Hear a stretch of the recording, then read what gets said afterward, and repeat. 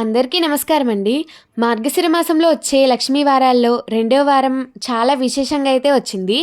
ఎందుకంటే పౌర్ణమి అనగానే లక్ష్మీదేవిని పూజించే రోజు. అటువంటి పవిత్రమైన పౌర్ణమి వేళలో ఈ రెండో గురువారం కలిసి రావడం ఎంతో శుభప్రదం. అంత పవిత్రమైన రోజున అమ్మవారికి ఎవరైతే నియమనిష్టలతో అమ్మవారికి ఇష్టమైన మంగళకరమైన వస్తువులతో ప్రీతికరమైన వస్తువులతో అమ్మని కొలిస్తే అమ్మ కటాక్షం తొందరగా అయితే లభిస్తుందండి. మార్గశిర మాసంలో వచ్చే ప్రతి గురువారం రోజున మనం మార్నింగే పూజనైతే చేసుకుంటాం కదండి. కానీ ఈ గురువారం ప్రత్యేకంగా పౌర్ణమితో కలిసి వచ్చింది కాబట్టి పౌర్ణమి ఉన్న తిథుల్లో అంటే రాత్రి వేళ చేసుకుంటే మంచిదండి. పౌర్ణమి గడియల్లో చేసుకోవాలి పూజని. అంతేకాకుండా ఈరోజు దత్త జయంతి కూడా కాబట్టి దత్తాత్రేయుణ్ణి కూడా ఆరాధించడం మంచిది.